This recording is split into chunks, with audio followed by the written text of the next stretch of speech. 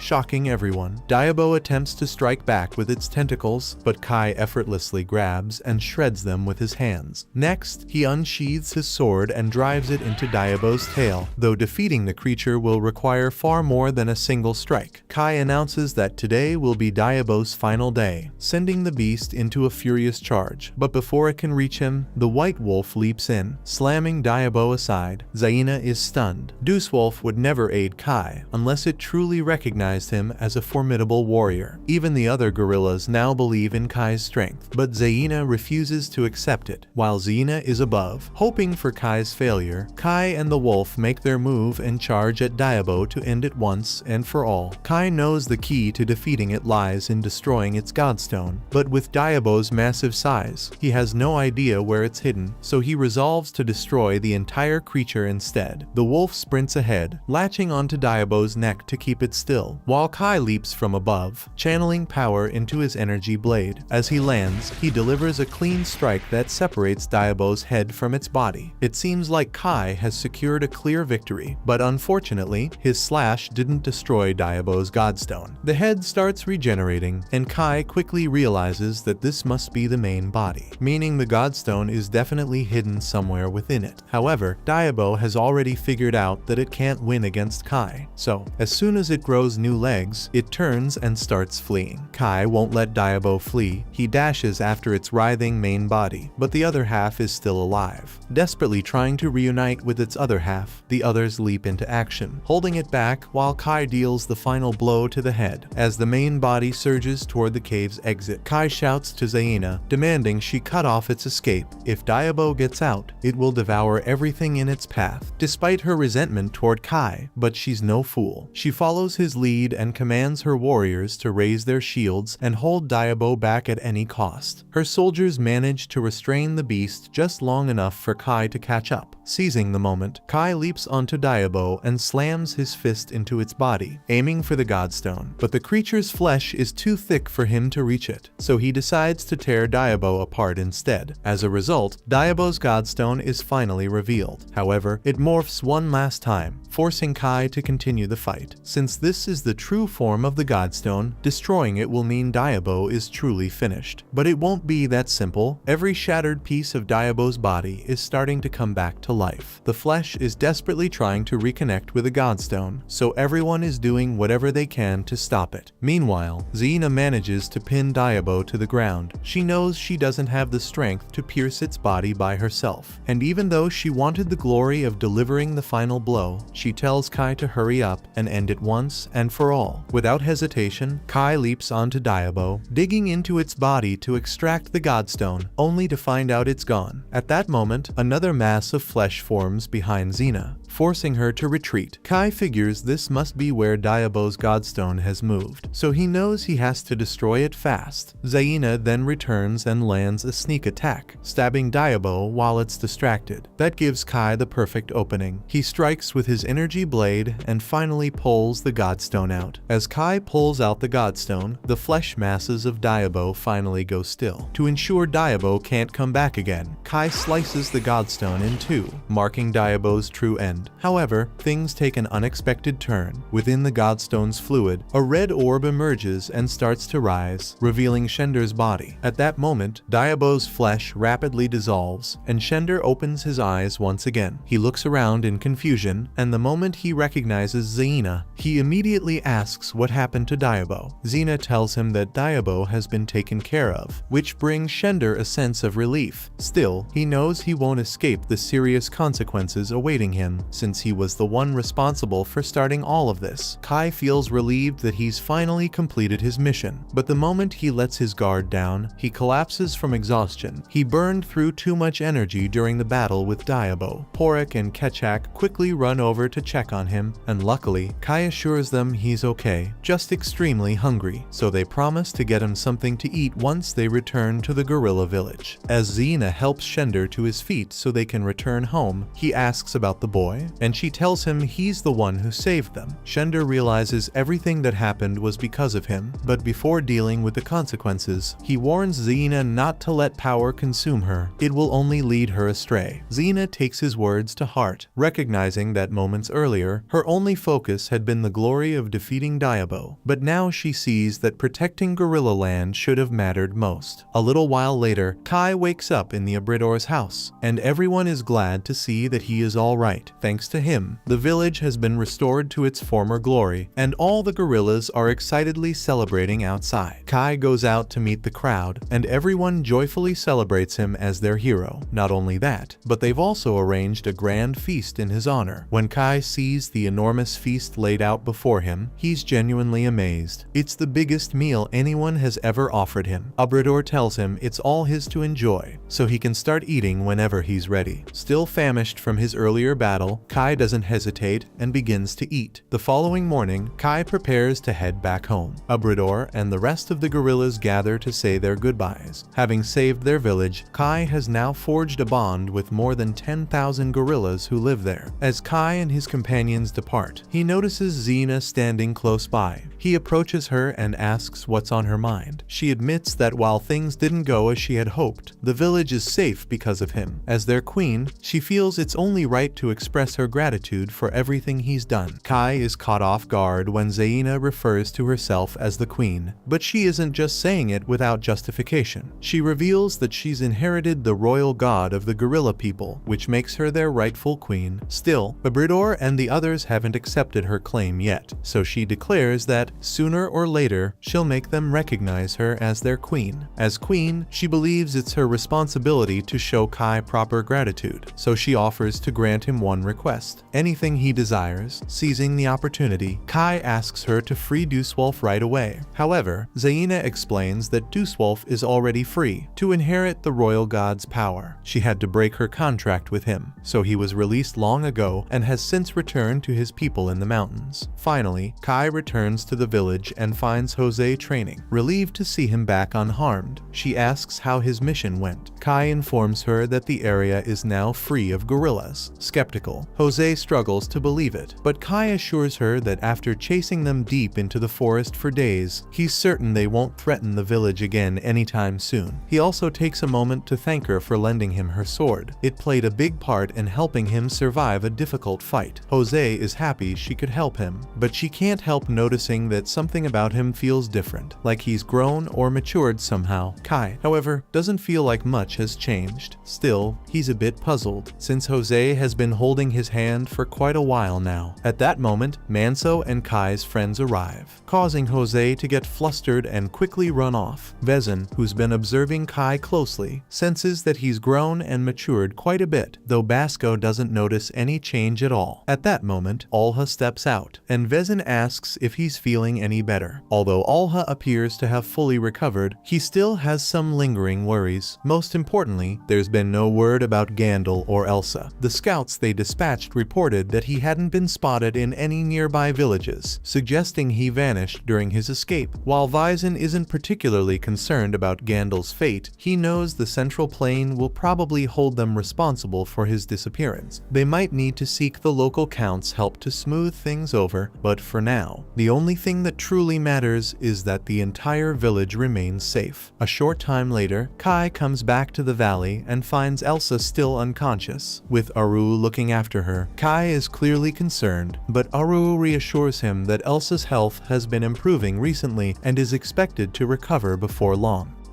That was the end. Watch this next video on screen and subscribe to not miss more recaps.